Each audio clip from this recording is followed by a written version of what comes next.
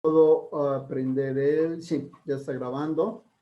Llegamos esta tarde en la cual la doctora Ortega nos hablará de las elecciones en los Estados Unidos, recién celebradas en el mes pasado.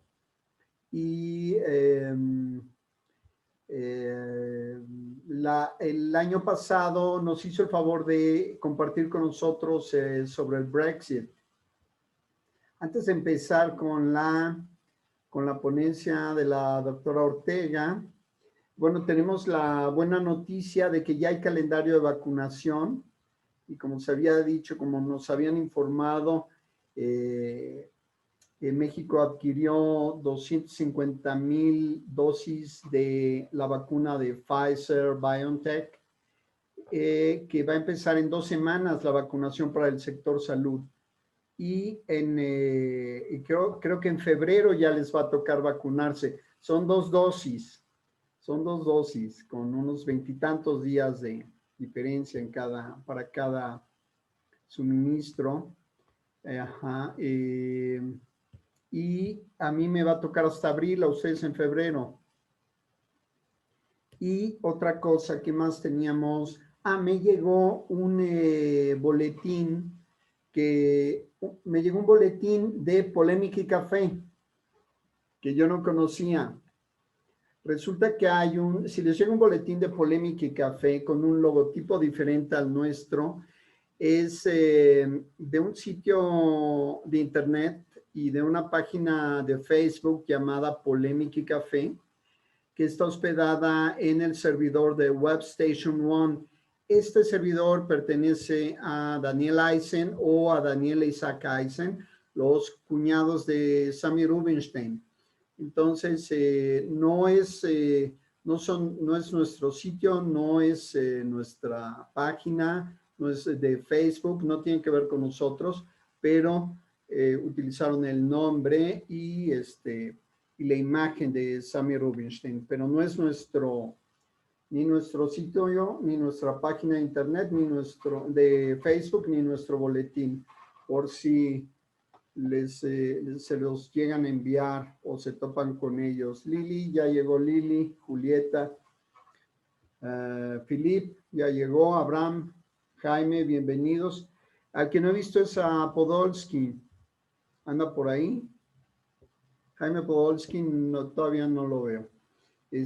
Pero bueno, sin alargarnos más, voy a presentar, ya conocíamos en el CDI, ya tuvimos el gusto de tener a la doctora Ortega con nosotros, pero para los que por Zoom, para el Club de la Pequeña Lulú, que no la conocía, la voy a presentar inmediatamente. La doctora Anabel Ortega Muñoz es politóloga e internacionalista que estudió la licenciatura en Ciencias Políticas y Administración Pública por la Universidad Iberoamericana, la maestría en Estudios Diplomáticos y Política Internacional por la Universidad de Westminster, Inglaterra, y el doctorado en Administración Pública con la tesis sobre Cooperación Internacional y Diplomacia Cultural.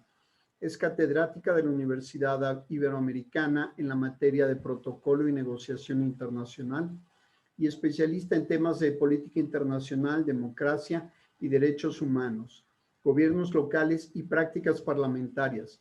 Ha colaborado en publicaciones como el Léxico de la Política del Fondo de Cultura Económica para la definición de política internacional, así como en compilaciones coordinadas por el Gobierno de la Ciudad de México. Es comentarista en temas internacionales para noticieros como ADN 40, Capital 21, Radio Centro, entre otros.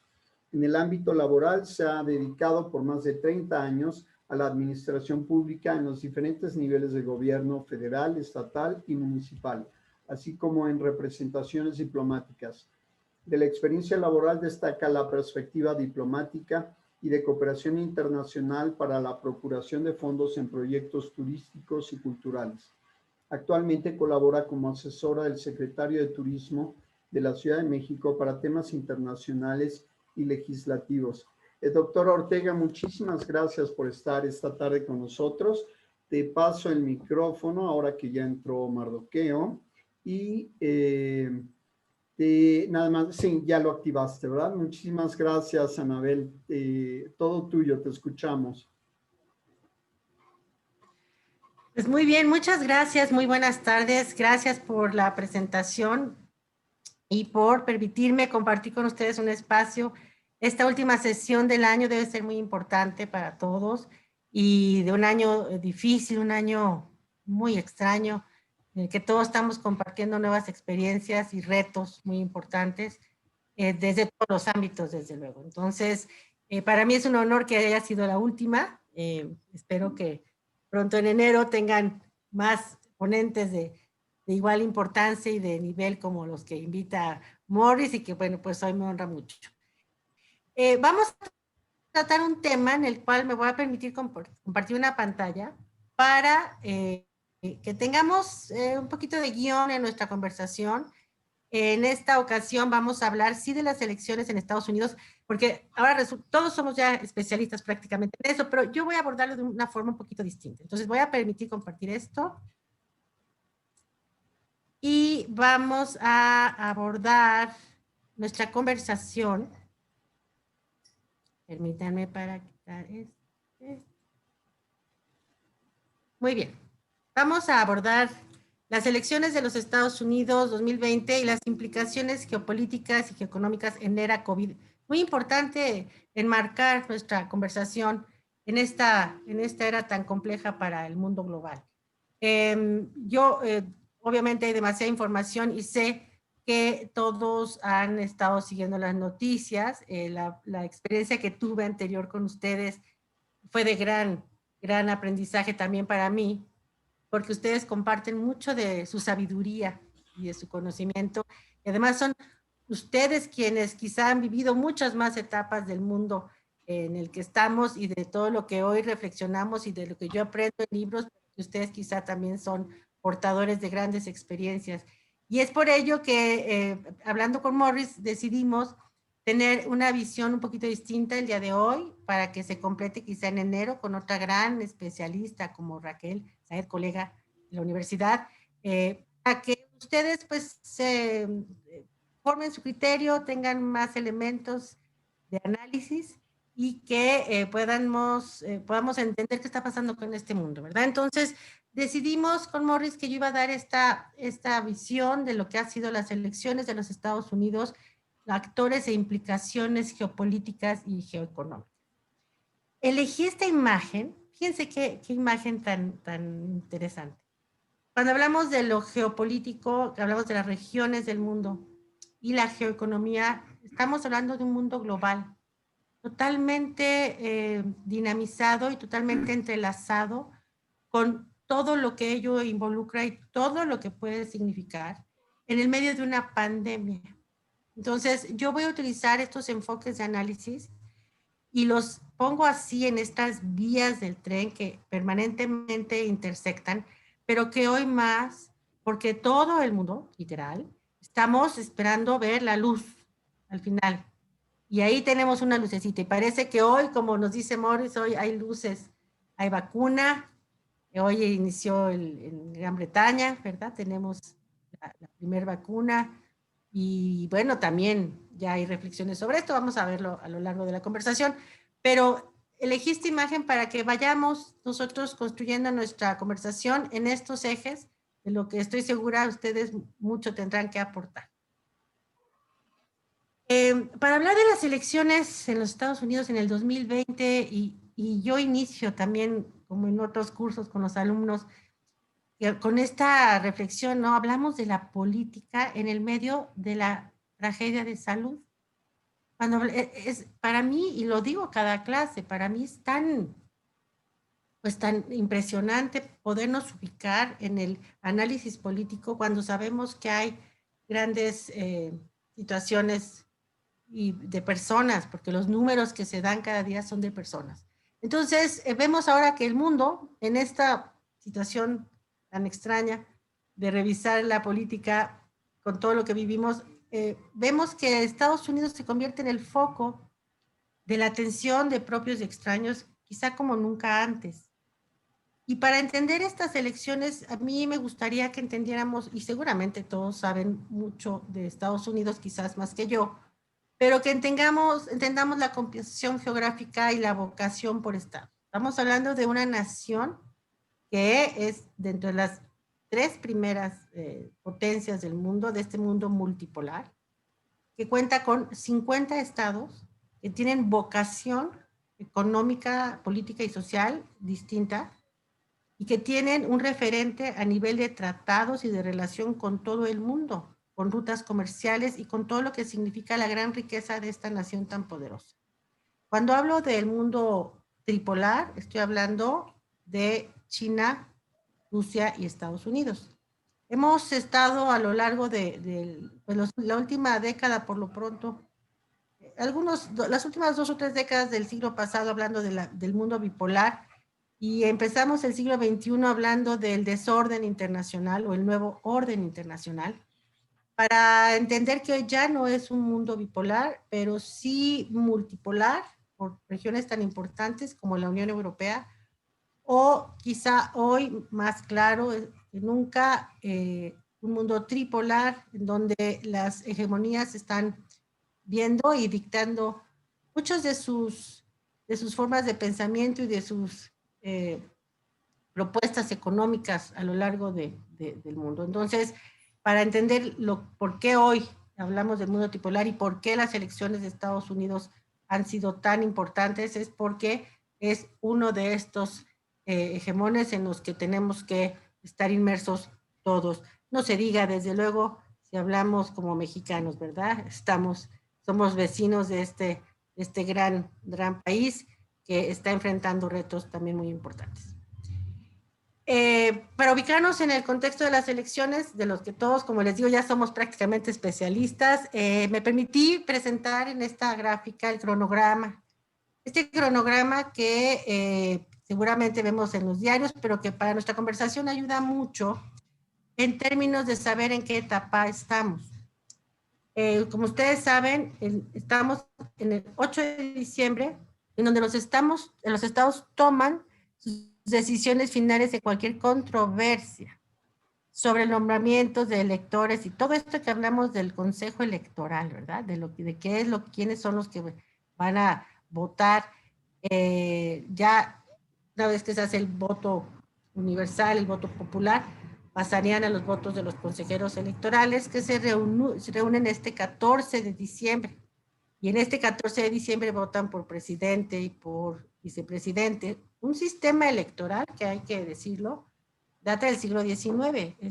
Ya ha sido garante de muchas elecciones y que nos han presentado al mundo, por lo pronto occidental, como el modelo democrático, la América de la libertad y de los derechos y de la democracia, y con este sistema electoral que hoy, a la vista de muchos ciudadanos y que quizá también de muchos analistas, se está cuestionando por temas de cómo es esta etapa en donde el voto popular se manifiesta. Y por otro lado, los consejeros electorales son los que votan presidente y vicepresidente, y ese mismo sistema electoral es el que eligió en su momento a Donald Trump como presidente. Así es de que tiene mucha revisión, está en cuestionamiento qué está pasando cuando se expresa el voto popular y estos consejeros votan quizá por estado, pero en este caso ya el día de ayer, y es cada vez más contundente, que no hay mayor conflicto en no reconocer, sino validar toda esta elección que da el triunfo a Joe Biden. Esto, como vemos también, el 23 de diciembre, los votos electorales deben ser recibidos por el presidente del Senado. El 6 de enero, el vicepresidente, como presidente del Senado, preside mientras el Congreso cuenta los votos. Esto es parte del procedimiento, que revisan que todo haya quedado bien. Sabemos por el Twitter, que es el medio de comunicación del todavía presidente Trump, que hay demandas interpuestas y que hay revisión y procedimientos legales para que se califiquen ciertos estados en donde hay algunas dudas o posibles dudas y esto, bueno, pues tendrá que seguir su curso, pero cada vez más es lejana la posibilidad de que haya alguna mayor controversia, pues sí, mediática quizá, pero ya en términos jurídicos y procedimentales no se vislumbra. Para esto llegar a la etapa 7, que es el 20 de enero, es a mediodía donde toma posesión el presidente electo Joe Biden. Y bueno, pues esto nos ubica en tiempo y espacio de lo que estamos viviendo y de lo que estamos siguiendo todos los días. Como les comentaba, en Estados Unidos, donde el sistema federal es muy, muy importante. Aquí lo vemos un poquito, nada más como que sea gráficamente, que también cada estado, lo que complicó quizá, o la visión o las posibilidades de revisión o de controversia, por lo menos a nivel mediático, pues tiene que ver mucho también con esta composición. Cada estado elige la forma y tiene sus propias leyes e instrumentos para acudir a las urnas, que si bien son de manera electrónica o por correo, o presencial. En el medio de la pandemia, pues podemos imaginar también la doble complejidad para tener que el conteo de votos, tener también sistemas informáticos que homologar y que revisar para poder llegar a resultados concluyentes, y que esto pues generó, y quizá incluso desde la presidencia de Donald Trump, que generó intencionalmente también algunas confusiones. Se ha hablado de ciertos temas en el sistema de correos y de algunas votaciones también que parecieran duplicarse, pero todo esto no ha sido más allá de lo mediático, que uno tenga conocimiento, y esto es muy importante decirlo. Nosotros como observadores, quienes pretendemos tener seriedad en nuestro quehacer de análisis, hablamos de la información que tenemos a la mano y de la información que se da a través de los medios de comunicación a quienes hacemos este tipo de revisiones. Hay especialistas o periodistas que tienen acceso a información de otro nivel, pero que en este caso, hasta donde yo tengo acceso y quienes conformamos un grupo de colegas en la universidad, pues vemos que estas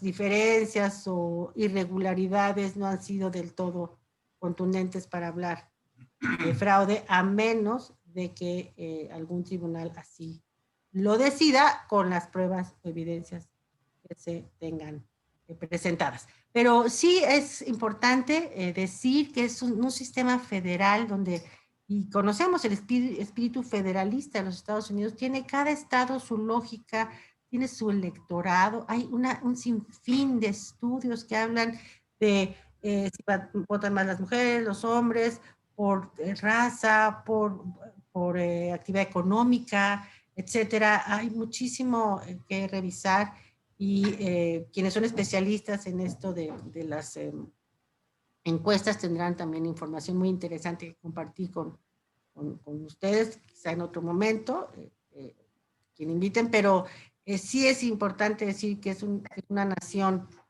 muy federalista, ¿no? Y que combina todo este tipo de mecanismos, que eso pues genera para nosotros quizá un entendimiento distinto. Muy bien. Y bueno, aquí tenemos a los personajes claves, ¿verdad? Que aparte de toda esta complejidad del procedimiento electoral y de la nación en cuestión, estamos viendo que se enfrentaron dos personalidades totalmente opuestas. Es muy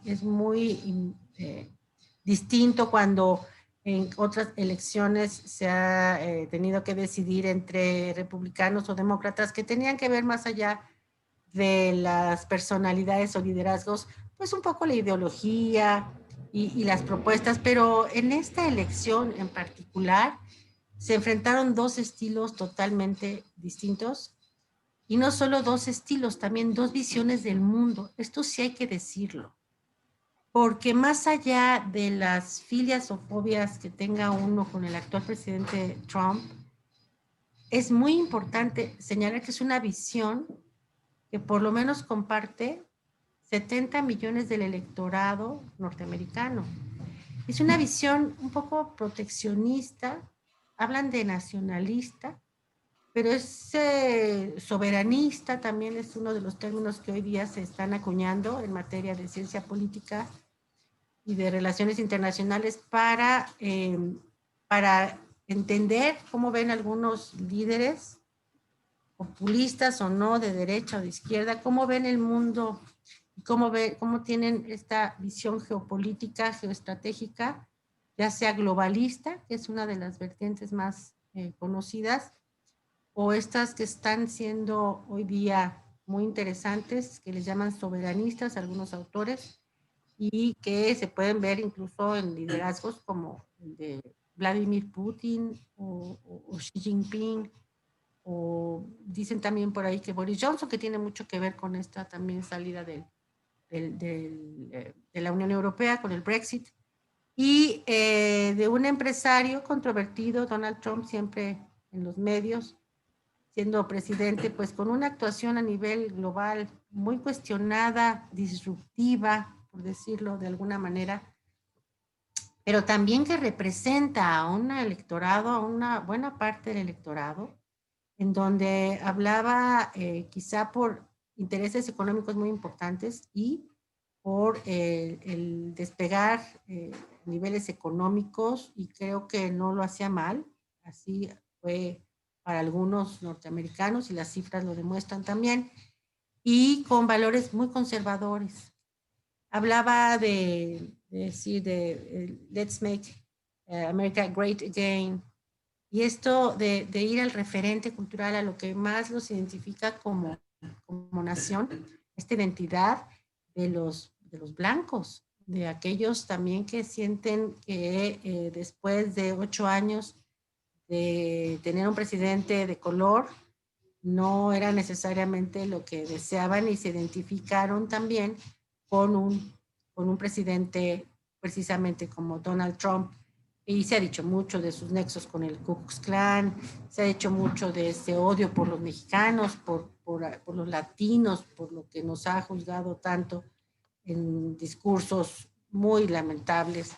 Y también, pues por su forma tan peculiar de gobernar, nombramientos de un tipo y de otro, quizá, y algunos han hecho parodia de esto, como en sus programas, que hablaba de si no daban el ancho en el trabajo, pues les decía que estaban despedidos, ¿no? You're fired. Entonces, sí, en este sentido, un gobierno muy peculiar de un liderazgo y con muchas consecuencias también para la globalidad, para la relación con otras naciones, que vamos a analizar en un momento más.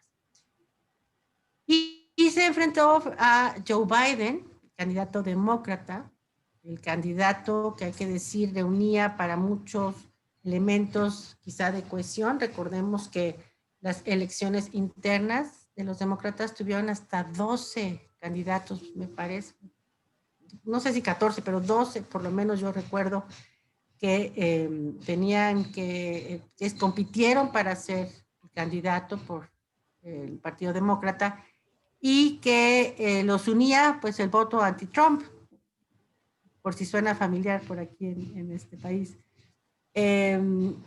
Y también con una gran preocupación por el desbordamiento del control y las consecuencias tan graves que se está teniendo por el manejo de la pandemia desde el gobierno de Trump.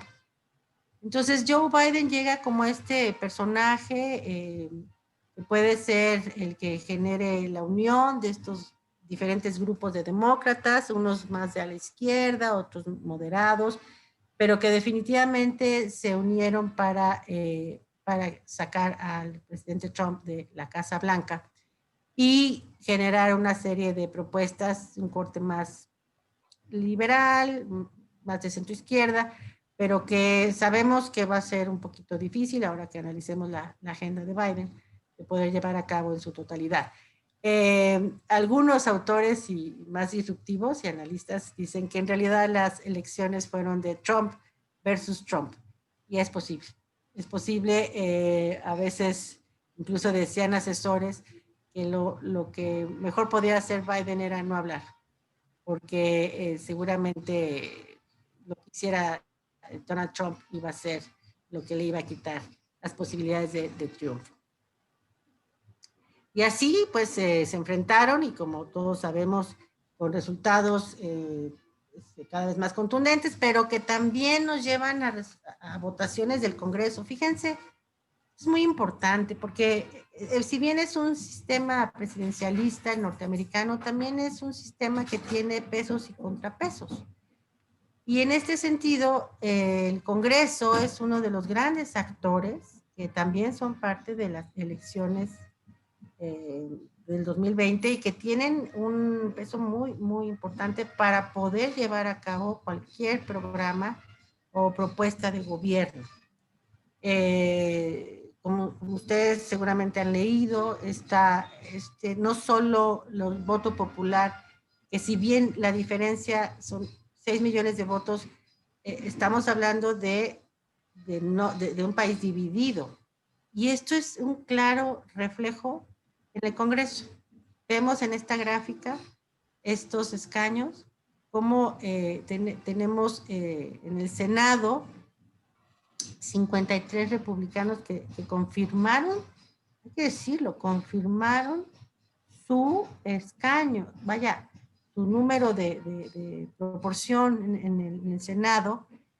Seguramente saben que cada 2 años se eligen o se reeligen senadores, pero en esta ocasión, en esta coincidencia de 2 años y más 2 años, etcétera, quedan electos y con su mayoría los republicanos en el Senado, y también los demócratas conservan la mayoría en la Cámara de Representantes, con lo cual pues nos deja ver en esta gráfica pues un país dividido y reflejado en su Congreso, ¿no? Para poder tomar cualquier tipo de decisión. Bueno, pues esta gráfica nos dice de un país dividido y bueno, pues reflejado en su Congreso. Y ahora bien, viene algunas de las primeros retos que enfrentará el presidente electo Biden. Se ha dicho mucho, hoy en día hay muchos programas por ahí en televisión, he estado siguiendo las redes sociales, y qué va a pasar con los primeros 100 días de Biden y la expectativa del mundo. Bueno, pues en principio, desde mi punto de vista, será pues restablecer a nivel de geopolítica, vamos a enfocarnos un poquito más, como les mencionaba, a lo global, porque me parece que en política interna ustedes van a tener una magnífica conversación, estoy segura, en enero. Pero cuando hablamos de geopolítica sí es muy importante ver las implicaciones globales, y uno de los principales retos será restablecer los acuerdos con los líderes globales a nivel regional en el seno de los organismos internacionales, así como también generar acuerdos.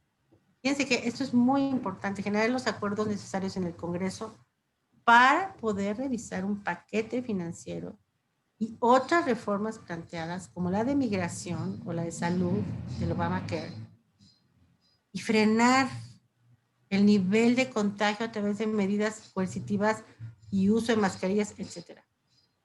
Estos primeros 100 días esperados por muchos países, y ver cómo se va a desarrollar esta administración, pues realmente son 100 días de enormes retos, porque es un cambio de ruta, es un giro de timón, le llaman, de 180 grados, en donde va a tener que recomponer una serie de temas y de decisiones y de acuerdos políticos en una nación donde vemos que el resultado ha sido que quedó totalmente dividida y desde luego polarizada, en donde también el Congreso, los republicanos, al menos en el Senado, que es una parte muy importante, no estoy tan segura que sean tan flexibles o tan apoyadores de Joe Biden. Seguramente entrarán las negociaciones políticas y los contrapesos o los acuerdos en los que ellos tengan algo que ganar, y no va a ser tan fácil que las propuestas en estos primeros 100 días, que son de gran expectativa, puedan desarrollarse con rapidez. Esa es una visión que yo tengo. Conozco muy bien cómo funcionan los procesos parlamentarios y cómo estos acuerdos pueden tomar el tiempo que a veces los líderes no están, no disponen, como el tema de la pandemia o las finanzas, ¿verdad? Entonces, esto es lo que yo estoy revisando. A partir de estos 100 días hay muchas propuestas en su agenda. También ha dejado ver ya unos nombramientos muy interesantes, ¿verdad? Como de Anthony Blinken. Pues gente que ha estado con ellos, Alejandro Mayorkas, que seguramente ustedes han estado leyendo, que tiene que ver con todos estos cuadros que ya han sido parte, John Kerry, por ejemplo, Jake Sullivan, Linda Thomas también, por ejemplo, con todas estas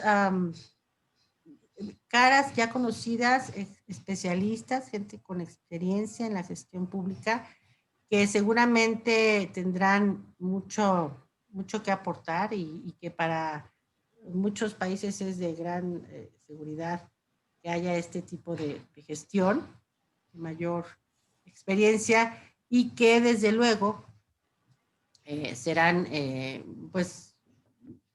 quienes puedan apoyar a que estos acuerdos, estas propuestas puedan ser de rápida instrumentación y que pues retomen alguna agenda que pueda ser de inmediato para que el presidente electo tenga posibilidades de cumplir con esta expectativa. Ahora, hay muchos nombramientos, se habla también, que no es el tema de esta plática, hay muchos nombramientos de mujeres, bueno, la vicepresidenta, la compañera de fórmula, Kamala Harris, que ha sido también ya un ícono por su multietnicidad, por el hecho de ser mujer, por su experiencia, por muchos temas que pueden ser de gran valor para la política norteamericana en este momento, y que, bueno, si vemos la edad de ella, es una mujer pues, relativamente joven y con mucho vigor, frente a pues, un candidato del que se habla que es el que ha tenido mayor edad, con 78 años, y que de alguna manera una historia difícil, familiar, y parece que con algunos temas de salud. Es difícil confirmarlo si esto no es público, y a mí no me compete eso. Yo no hago ese tipo de afirmaciones. Pero sí, se ve que es un hombre mayor y que, bueno, a pesar de que tenga todo el empuje, seguramente si hay alguna reelección, como sucede en los Estados Unidos cada 4 años, pues hay una vicepresidenta mujer, y eso para muchas personas es muy importante, para mí lo es, claro, nos da mucho gusto como cuestión de género, pero habrá que ver también esta combinación de agenda, de los compromisos que se hicieron en el seno de la elección demócrata para que Joe Biden encabezara este esfuerzo. Hablan también de una agenda que posiblemente no sea capaz de cumplirse del todo, algunos acuerdos de Bernie Sanders, por ejemplo, que aportó gran apoyo, y de algunas políticas que pueden ser de un corte más liberal, pero que no necesariamente puede encabezar el presidente electo tan fácilmente en este país tan polarizado. Para entrar más en geopolítica, ya entendimos cómo está en los Estados Unidos y todo esto. A mí me gustaría hablar de los actores internacionales y toda esta relación, cómo jugaron también muchos de los aliados y no aliados del actual presidente Trump, y de lo que significa para muchos el tema de las relaciones de Estados Unidos, ¿verdad? Con Estados Unidos. Hablamos, desde luego, voy a iniciar con el tema del gran aliado anglosajón, que es el Reino Unido, y decir, bueno, Boris Johnson pues tiene mucho que hacer con los Estados Unidos, sobre todo en este momento, que justo hoy están estas pláticas, como dicen los americanos, los británicos, están sucediendo as we speak, como ya ahora cerró Europa con 7 horas más, creo que ya 8, que nos llevan, pero de las conversaciones que pueden definir los temas más álgidos que están sucediendo en este momento, con el Brexit, si hay un acuerdo o no con la Unión Europea, de lo cual podríamos hablar más tarde si gustan. Pero, ¿qué pasa? Boris Johnson se encuentra en esta etapa tan complicada de independencia de la Unión Europea y con la necesidad imperiosa de tener acuerdos comerciales con el mundo anglosajón. Estamos hablando de Estados Unidos, Canadá, Australia, etcétera, para poder llevar acuerdos comerciales que sean de mucha ayuda en esta separación para generar la economía y desde luego pues para tener otro tipo de aliados en otro eje. Hablamos también de la Unión Europea, liderada por Francia y Alemania, pues ahí con Macron y Angela Merkel, que pues sabemos hubo muchas diferencias con el actual presidente Trump, con quienes tuvieron serios desencuentros en temas muy importantes, no se diga el Acuerdo de París, que habla para generar energías limpias y el cuidado del medio ambiente, y también para, como lo dijo la canciller Angela Merkel, tener un Estados Unidos que, como bien saben, ha sido líder del mundo y que es importante tenerlo en temas de seguridad internacional. Hablamos de los aliados de la OTAN, por ejemplo, ¿no? Entonces, tener un Estados Unidos líder, cercano a la Unión Europea era muy importante, y en la visión, como decíamos, proteccionista, soberanista de Donald Trump, pues no era tan fácil, y estos desencuentros generaron de inmediato pues algunas reacciones. Por lo tanto, con estas elecciones sí hay una respuesta, y lo vimos de inmediato, de reconocimiento a Joe Biden para poder generar otro tipo de interlocución con un país tan importante, como decíamos, del mundo tripolar, con uno de los 3 más importantes. Así es de que tenemos a la Unión Europea muy interesada en restablecer los canales de comunicación con Joe Biden y un equipo de expertos que puedan generar otra comunicación y que puedan ayudar también, y esto me gustaría compartirlo, seguramente algunos lo saben. Joe Biden es un experto en la reunificación de las Irlandas. Cuando hubo el problema con Irlanda del Norte e Irlanda, todo el problema entre católicos y protestantes, todo esto que se logró pacificar en el 1998, Joe Biden conoce muy bien del tema, y él mismo ha pedido que no se genere un conflicto. Al parecer, una de las primeras llamadas que hizo al resultar electo fue a Boris Johnson para evitar que en este Brexit, sabemos que Irlanda es el punto álgido, dividir a las Irlandas.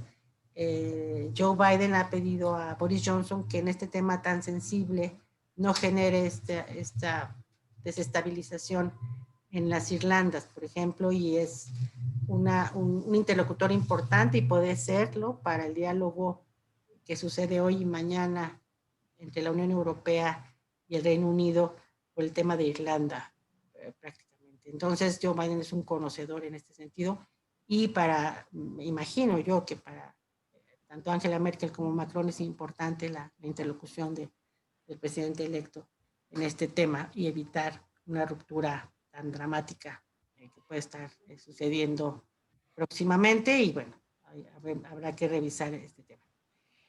En este sentido, bueno, vamos a ver ahora qué pasa con Vladimir Putin, por ejemplo, otra potencia muy importante. La reacción, no ha habido un acercamiento como tal, y hay que revisar muy bien el tema de Rusia en este momento, y todos atravesando por el tema de la pandemia. También tienen su espacio y su momento para poder generar pues otras relaciones de poder. Sobre todo ahora con su vacuna también están, como se dice ahora que la vacuna está siendo uno de los elementos en los que el mundo tripolar está posicionándose, es decir, quienes tienen mayor influencia en las regiones. Pues Putin obviamente tiene muchas reservas del caso. Hay temas que creo que no se revisan cada día, pero recordemos que se dijo en su momento que apoyó a la campaña de Donald Trump. Y esto significa quizá no tanta cercanía, hay que revisarlo cuando inicie el gobierno, porque claro que hay temas como el de Hillary Clinton, por ejemplo, Joe Biden pues tendrá que revisar qué pasó y con esa interferencia de la que se habló por parte de Rusia para poder apoyar a Donald Trump. Entonces, hay datos ahí que podríamos analizar con el tiempo, habrá más información. Y también recordemos que aparte de la vacuna y esta historia de relación con Trump, hay también temas muy importantes de energías, de petróleo, de gas, que quizá también sean materia de una conversación diferente con Joe Biden. En el caso de China, pues es otra situación porque de alguna manera Trump inició una guerra comercial con China que ha sido muy poco quizá analizada, pero me parece que hubo medidas muy interesantes que generaron este distanciamiento, este conflicto. Algunas personas llaman que es una guerra 2.0, una guerra, la segunda guerra, la tercera guerra, porque están hablando también del virus, de precisamente quién tuvo que ver. Hubo declaraciones muy serias, pareciera que ya fueron hace meses, pero son de gran relevancia el decir que quién inició el virus y esta dramática situación global, porque incluso como vemos, Donald Trump decía el virus chino, ¿no? Todo este contagio. Y hoy día que China se ha puesto a la cabeza también controlando la pandemia y generando muchísimos recursos y apoyos a diferentes regiones, también en Latinoamérica. No sé cómo la administración Biden pueda iniciar esta conversación, si bien es cierto, Xi Jinping inmediatamente dio el beneplácito, no como líder al gobierno, a Biden, al candidato electo, sino que el gobierno se manifestó primero para generar reconocimiento de procesos electorales y después el presidente Xi Jinping ya cuando hubo más certezas generó también un comunicado. Los chinos son extremadamente cuidadosos en sus comunicaciones oficiales. Por eso llama la atención que en su momento hayan dicho que los Estados Unidos tuvieron que ver con el virus. Eso a mí llama mi atención. Es algo que no se ha dicho mucho más, pero que está por ahí y que en su momento quizá tengamos más información.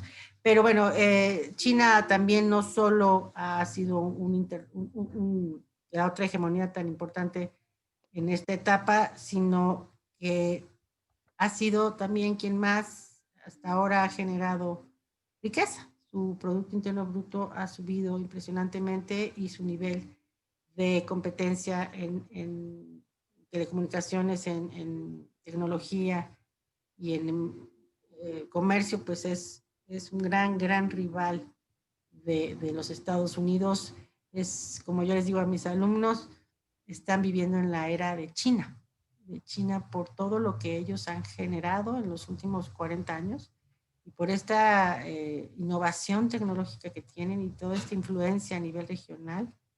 Y también decirlo, por este poder suave que ejercen en materia de política internacional, este acercamiento de su gobierno hacia muchos temas a nivel de cultura en Latinoamérica, por ejemplo, esto de la ruta y la seda, este acuerdo también comercial que se llama One Belt, One Road, y tiene que ver, por ejemplo, con el uso del canal de Panamá, que es tan importante para el comercio y con muchos acuerdos e inversiones en infraestructura por diferentes regiones. Entonces,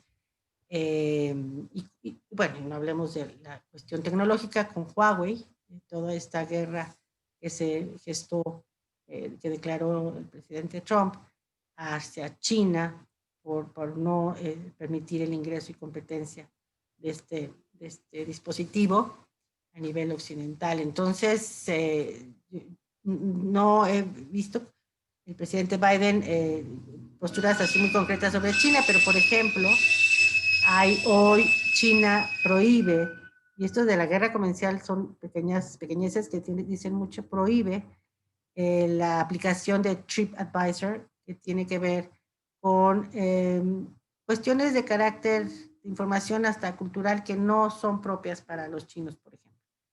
Y porque dicen que es algo muy liberal o que puede haber pornografía, etcétera. Pero lo mismo sucede con la cancelación que hizo el presidente Trump de la intención de cancelar la aplicación TikTok. Está administrada por un corporativo norteamericano, pero que es en origen de dueños chinos, ¿no? Entonces, esto vamos a estarlo viendo permanentemente y hay que no perder de vista el tema, sobre todo en innovación tecnológica, el 5G, por ejemplo, y el tema de recursos, hidrocarburos o gas y este tipo de temas. Yo hablaría un poquito solamente del tema de Medio Oriente, tampoco vemos grandes definiciones todavía y es importante no perder de vista que mientras todo esto sucede y que entendemos de China y Rusia, pues siguen las guerras en Siria, sigue todo lo terrible en Ucrania, Afganistán, Irak, Irán, por ejemplo, y que se dice también de un gigante del que todavía no se habla mucho y que siempre está ahí, pero quizás no ponemos mucha atención, de India, ¿verdad? India también va a tener un papel interesante por su tema de tecnología y telecomunicaciones, que tienen mucha especialidad. ¿Y qué va a pasar con África?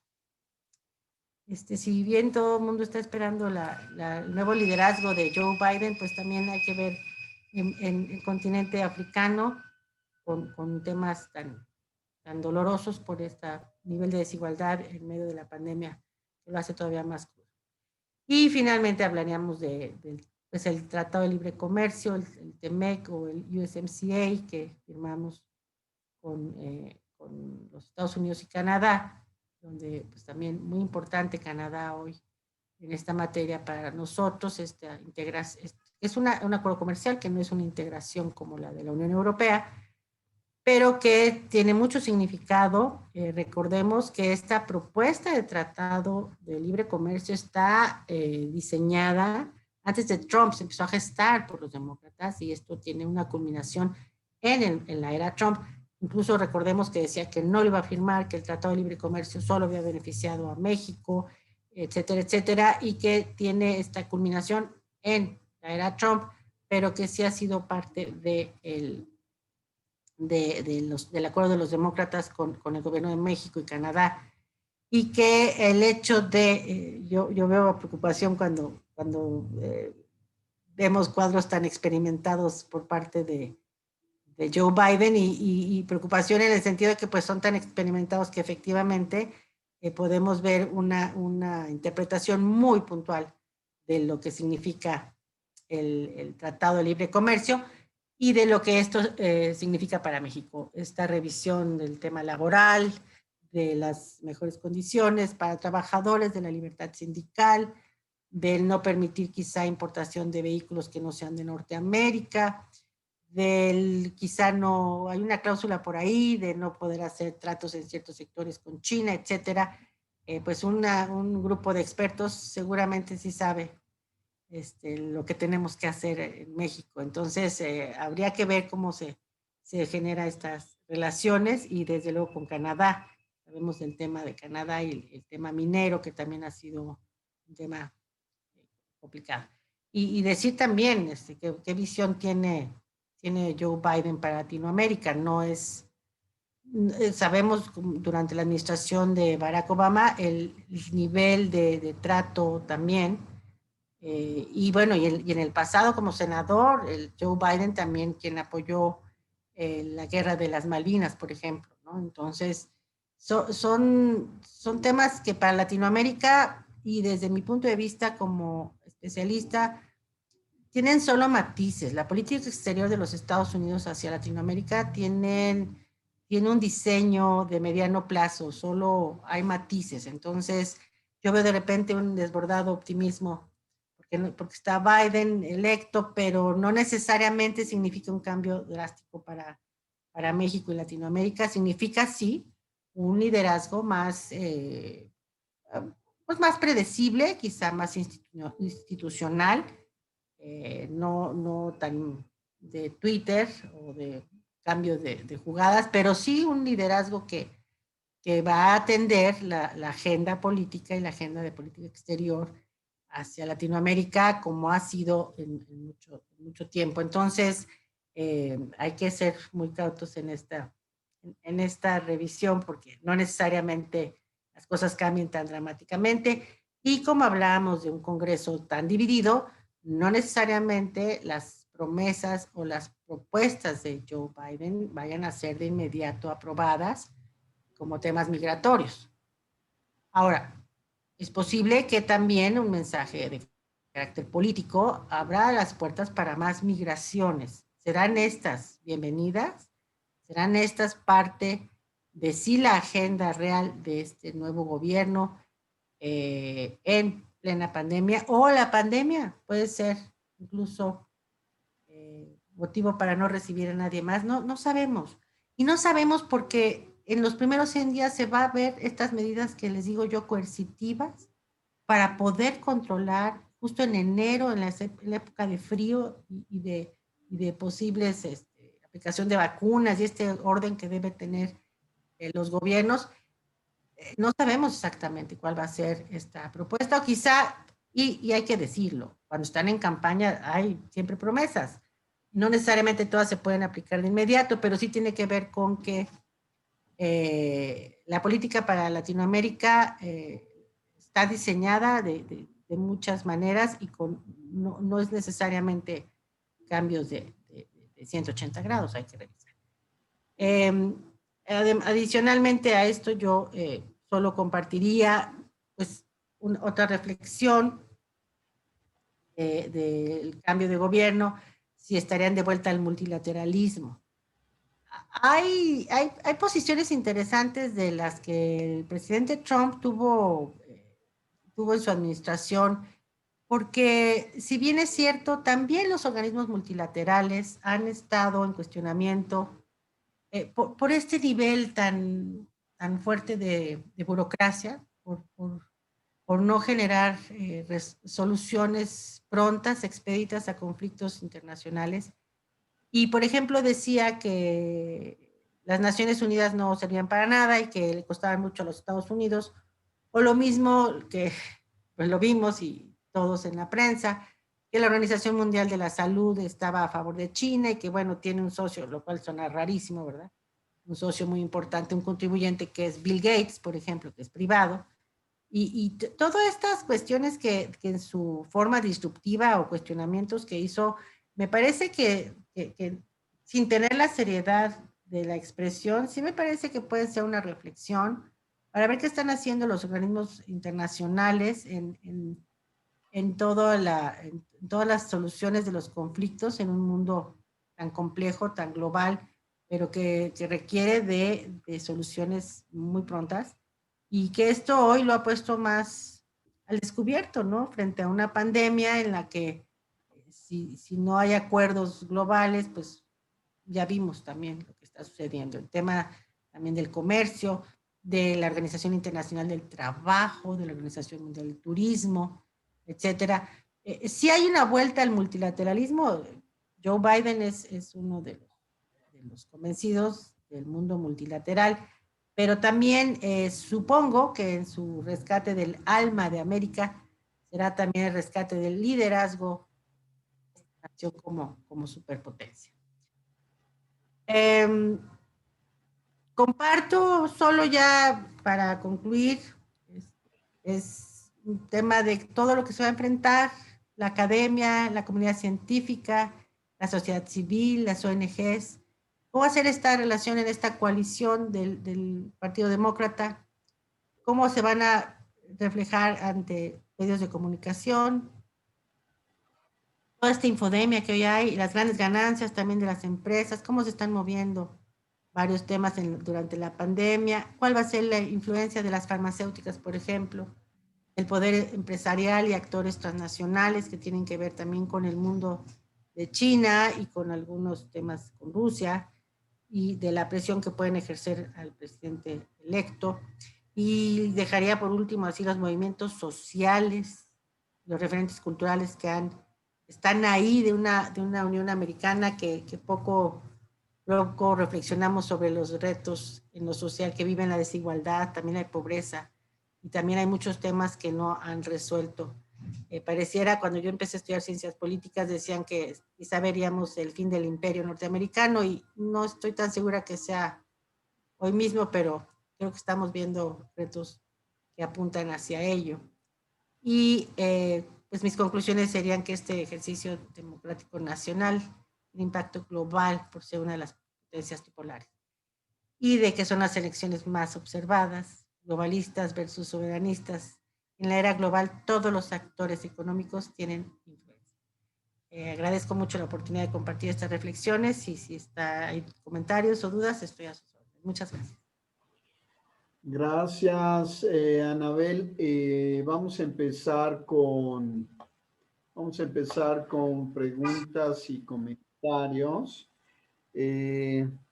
Bueno, claro que va a preguntar Abel, Jacob, vamos a ver quién es más. Julieta, después Julieta.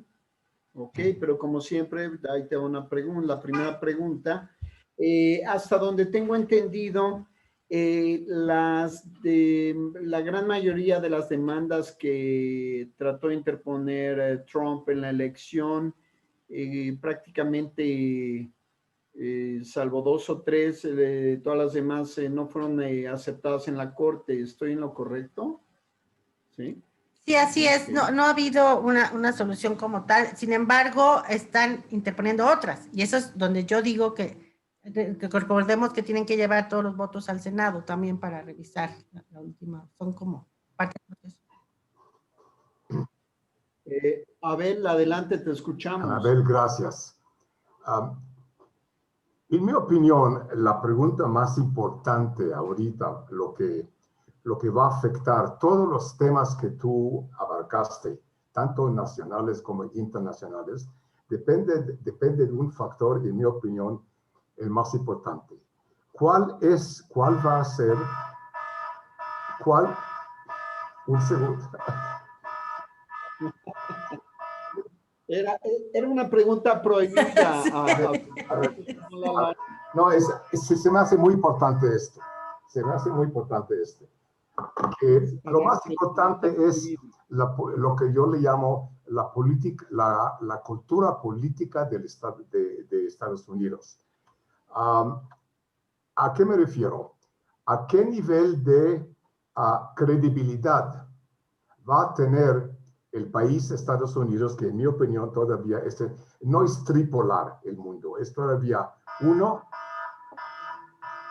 es alguien del grupo que, a ver, y la pregunta, perdóname, es que lo más importante es la credibilidad que tenga, bueno, Joe Biden en este caso, y todo el sistema americano, tanto el Congreso, especialmente el Senado, y todas las instituciones de Estados Unidos, que va a impactar domésticamente y también internacionalmente. Es una pregunta, yo sé que es muy difícil de entenderlo quizás muy claramente, pero nunca hemos visto en la historia reciente de Estados Unidos, de los últimos 100 años, una conclusión tan incierta en cuestiones de aceptar resultados, tanto en el proceso electoral como en resultados electorales, como en la opinión pública, pero quizás más importante en la psicología de la gente. Después de todo, Trump tuvo 70 millones o plus votos, de cuales, tengo entendido, hoy leí una cosa importante, algo como 65% de la gente que votó por Trump no cree en los resultados. Y esto a mí me preocupa mucho esto, porque esto impacta a todo el mundo, tanto México como todo el mundo. Entonces, ¿cómo va a ser? Biden tiene una tarea enorme, pero no es nada más esto. Es la delusión que yo tengo de la capacidad de los republicanos y de la cultura de los republicanos en tratar de causar aquí un semi-guerra civil. Se está volviendo, y muchos comentaristas han dicho, es una república bananera. Estados Unidos ahorita, como ven las divisiones que existen, y eso es algo muy peligroso. Quiero a ver si puedes tocar por lo menos como tú ves los puntos más importantes. Oye, a ver, es que coincidimos 100%, o sea, coincidimos en el hecho de que Estados Unidos está en un proceso de política interna muy complicado. Yo he hablado con algunos colegas, tenemos, y esto sí lo quiero mencionar, quizá el mundo no ha dimensionado que tenemos al presidente Trump todavía hasta el 20 de enero. Son muchos días de muchos temas. Y que hay 70 millones de personas que no creen lo que pasó y que están apoyando al presidente Trump. Se hablaba de este voto, porque esto es muy interesante. Fíjense, en las encuestas decían que se iba a ganar por muchos puntos, pero en realidad estaba este famoso voto de closet que le llaman, el que era políticamente incorrecto decir que iban a votar por Trump. Y con esta situación y lo que se generó, como mencionaba yo al inicio, con sistemas de elecciones distintos en cada estado y demás, que generan mucha confusión a nivel mediático por lo pronto, si hay un funcionamiento muy fuerte de qué va a pasar con todas estas personas que no creen en lo que pasó. Si a mí, como me preguntas ahora, no solo es preocupante, a mí me da mucha pena porque Estados Unidos en realidad perdió las elecciones.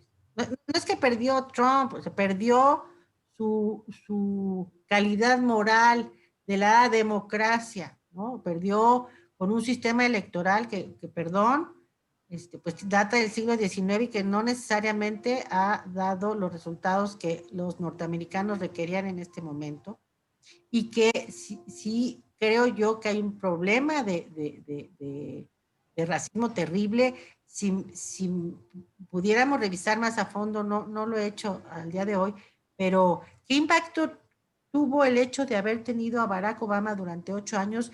Seguramente los blancos no eran muy felices. Y hubo incluso por ahí declaraciones muy desafortunadas cuando, por ejemplo, entrevistaron a una persona de la Casa Blanca, una chica como del staff que apoya a la primera dama y dijo así abiertamente que estaba muy contenta de que llegara Melania porque estaba cansada de vestir a una simio, ¿no? Que era Michelle Obama, ¿no? Entonces, tenemos que el tema del racismo no ha sido resuelto. Y también el tema de los valores están totalmente encontrados, de este conservadurismo frente a los liberales, que sí encabezan pues Trump. Y el reto, claro, es cómo hacer que ahora sean creíbles las instituciones, cómo garantizar. Yo no estoy segura que los republicanos tengan la intención de hacer esto y que el presidente electo va a tener mucho trabajo para poder negociar con ellos, porque la verdad es que 70 millones de votos son muchísimos contra 76. O sea, eso es lo que habla de un país tan polarizado. Bueno, vaya, pensando en México, 6 millones de votos es un mundo, pero pensando en 300 millones de habitantes, 6 millones de votos tampoco es, ¿no? En una elección tan especial, sí creo que no va a haber la altura de miras y esto puede generar, como dices, pues sí, si hay una guerra civil por ahí pelada, ¿no? Hay suburbios que son muy, muy importantes que están reflejando ya datos preocupantes. Y Joe Biden tendrá que ser un gran negociador con los republicanos. Y eso, pues tenemos una elección, faltan 2 el 5 de enero. Incluso decían que sería mejor tener que negociar con unos republicanos fuertes que con unos republicanos con una mínima diferencia, porque entonces se vuelve más difícil. Es decir, convencer a los demócratas de alguna medida. Es una apuesta arriesgada, obviamente. Pero coincido, están en serios problemas. No sé si aparte de su decadencia social, por lo pronto, ¿no? Gracias, Anabel. Julieta creo que había levantado la mano. Te escuchamos, Julieta. Sí, yo, me llama la atención, si cuentas los estados azules y los estados rojos, que son los de Trump, los estados azules son 13, los que están a favor de Biden, y los estados que están a favor de Trump son 23, que son los rojos. Entonces, por número de estados, se supondría que están más estados a favor de Trump.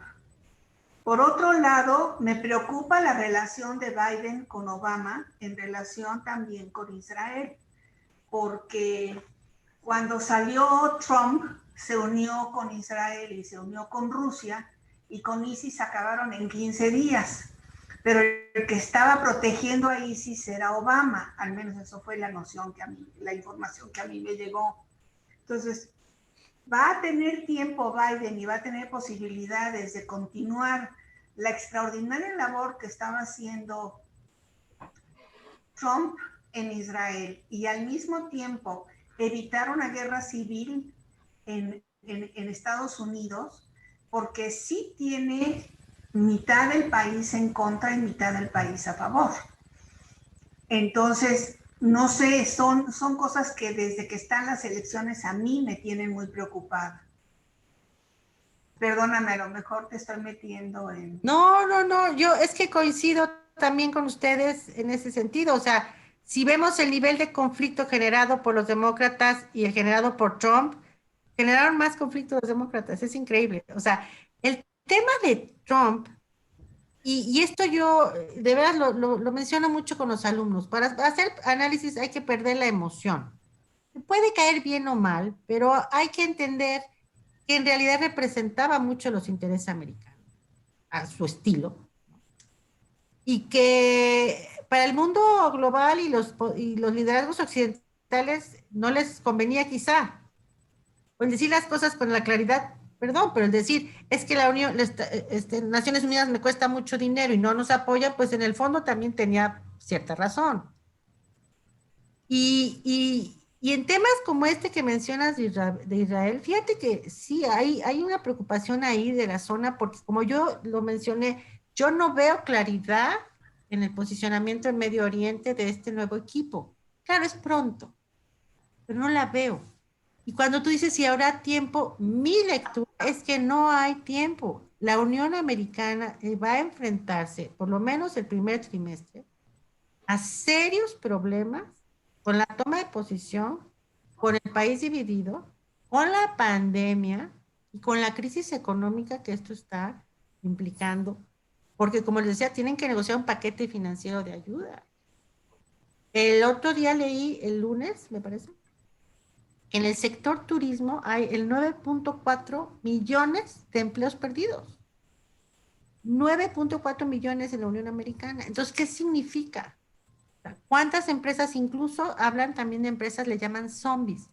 Empresas en las que ya ven que Donald Trump hizo un paquete de ayuda de $1,200 por persona y de acuerdo, ojo, no, si era a todos, pero dependiendo su nivel de reporte de ingresos del año anterior. Es decir, si tú habías generado cierta cantidad más, o sea, cierta riqueza, quizá te daba $200.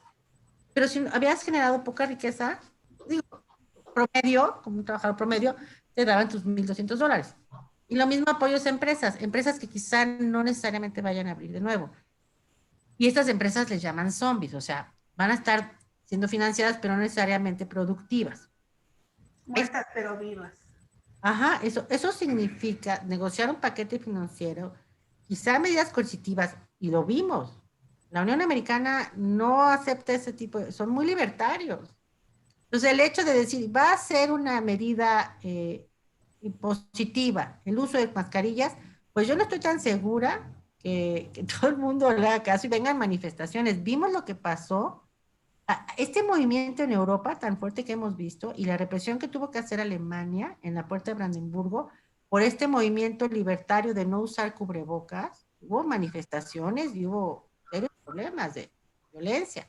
Entonces, ¿qué va a pasar? Entonces, toda esta dinámica, a mí me parece que Biden, bueno, tiene mucho por delante y no estoy tan segura que no sucedan conflictos, como bien lo apuntas, durante este momento, en donde los republicanos también tengan intereses. Y el otro día, fíjense que en otra entrevista que tuve con gente maravillosa, colegas, Rodríguez Prats, por ejemplo, él preguntó, dice, y nos hemos preguntado, ¿qué va a hacer Trump? Porque todo el mundo dice, no, pues ya llegó Biden, no es que desaparezca. Estamos hablando de un presidente, que es un empresario, nos gusta o no, muy poderoso, que tiene amigos muy poderosos y que tiene muchos intereses en el mundo. Estamos hablando de mucho dinero. Y el dinero mueve cosas, sectores, grupos, y dineros que pueden desestabilizar zonas. Entonces, nos hemos preguntado, ¿qué va a hacer Trump después? Y luego alguien hacía la burla por ahí y decían, no, es que se va a venir a México a vivir. No lo creo, pero no es eso, es que qué delicado puede ser un presidente no reelecto, conociéndolo, muy retador.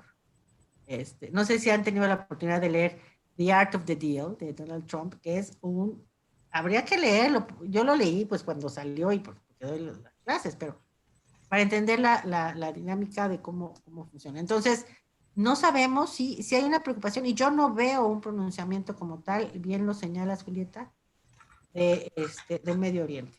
Sí me preocupa. Sí, se ha hablado nada más de Irán, pero no se ha hablado de lo demás. Y sí hay ahí, no veo señales claras.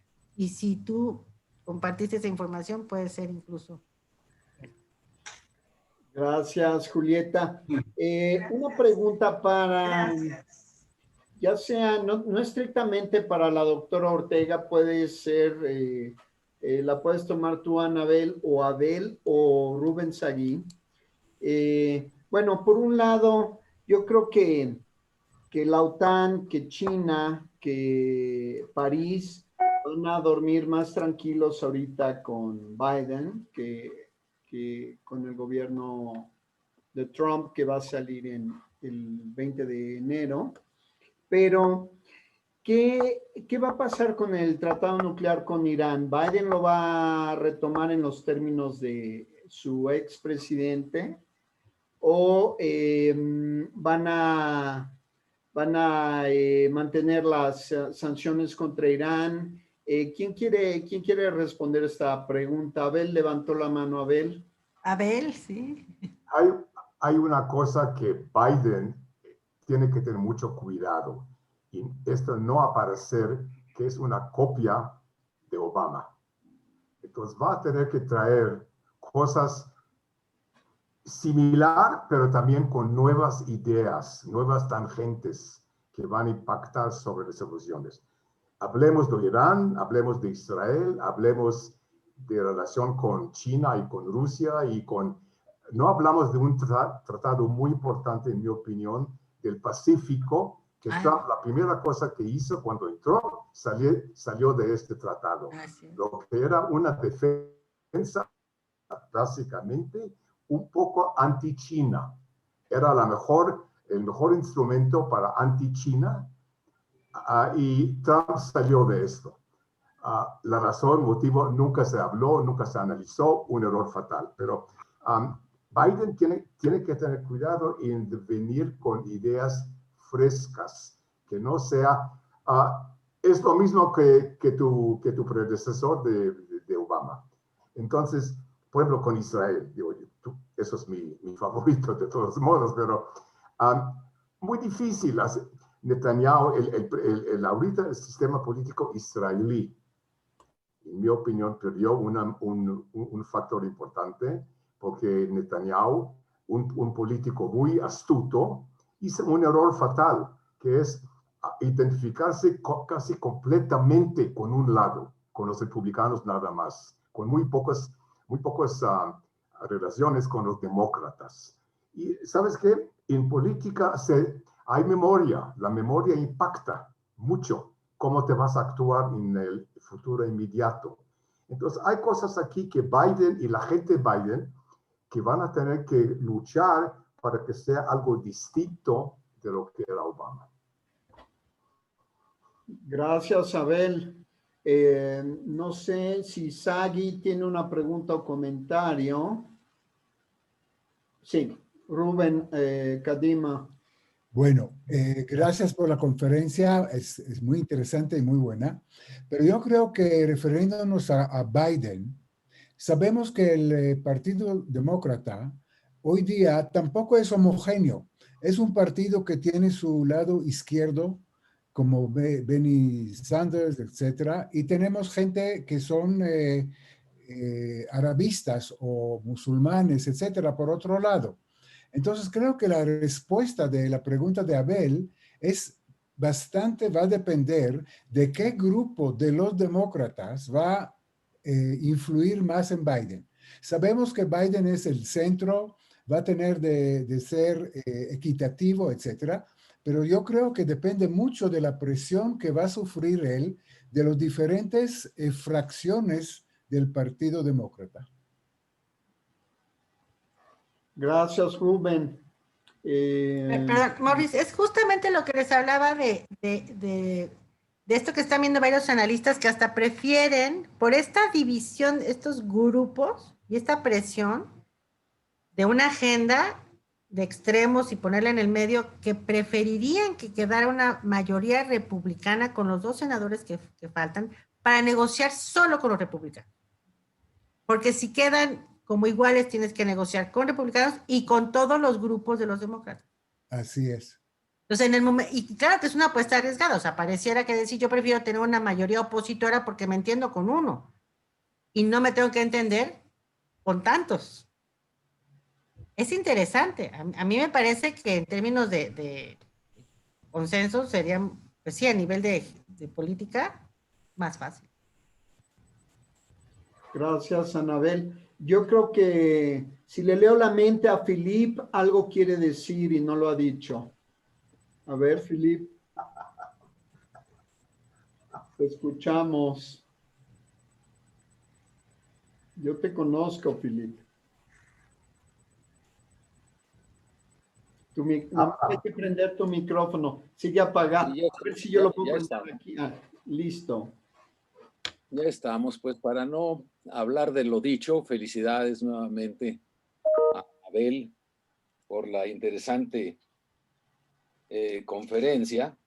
Nos acordamos bien con mucho interés su conferencia del Brexit la vez pasada, pero hay cosas que no se han dicho y que quién sabe qué influencia vayan a tener. Por ejemplo, un viejo lobo como López Obrador, que no ha reconocido todavía al gobierno de Biden, ¿qué quiere decir? Es una pregunta muy importante que a mí me hace pensar que quizá estas elecciones no han sido ni tan puras y a lo mejor no se ha acabado el cuento. Y me gustaría preguntar de algo que no se ha hablado para de nada en esta conferencia, porque si estamos de acuerdo con lo que nos ha presentado la maestra Ortega, pues Anabel muy bien presentado además, pues podríamos no acabar aquí, pero a mí me gustaría que nos diga de lo que no hemos hablado, su opinión. Por ejemplo, estamos de acuerdo en que Trump es un misógino, un xenófobo, histérico, mentiroso, burlón, bully, oportunista, racista o peor que racista, divide a los Estados Unidos con su supremacía, es aislacionista, es nacionalista, pero me gustaría la opinión de Anabel a este respecto. Resultó ser un ultraconservador y nacionalista. Y en lugar de ser un demonio que desató todas las guerras como se pensaba al principio, fue un demonio pacifista. Acabó con ISIS, el califato, Siria también, la situación de Afganistán con la primera bomba que tronó allá y que también tuvo a los talibanes a raya todos estos 4 años. Les destruyó su arsenal, pues. Y hasta ahí no se metió más, al contrario, lo hemos visto retirar tropas de todo el planeta, tropas norteamericanas, inclusive en Alemania, donde retiró 50,000 tropas. Tenemos los casos de Irak, que es muy interesante. Irak creaba un descontento enorme en los países del Golfo. Y en el Golfo Pérsico hoy en día ya vemos una alianza y un acuerdo, el acuerdo Abraham, que no se ha mencionado para nada casi, aunque yo veo con Abel y con Reuben la inquietud de qué va a pasar con ese acuerdo. Y no solamente el de Serbia-Kosovo es muy interesante, es decir, Trump curiosamente ha sido un pacifista, pasa al exterior y quiere ley y orden al interior, lo ha querido todo el tiempo. Curiosamente, otro hecho que también llama la atención, y me gustaría el comentario de Anabel, es que mientras hubo la posibilidad de que Trump ganara elecciones, hubo toda clase de disturbios en ciudades dirigidas por demócratas, en estados dirigidos por demócratas. Es muy curioso. Y justo después de las elecciones se acabó como si no hubiera pasado nada. Todos esos movimientos de Black Lives Matter, pues no sé, esos movimientos de ultraizquierda y todo el gabinete de izquierda que acompaña a Trump, que curiosamente tiene a muchísima de la derecha con él, porque independientemente de los voceros que tuvo, como es el 90% de la prensa, es decir, los medios de comunicación estuvieron totalmente de acuerdo con él. El medio artístico, pues no se diga, todos casi.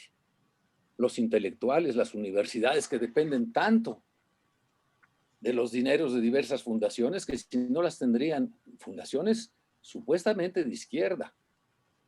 Pero también los de derecha.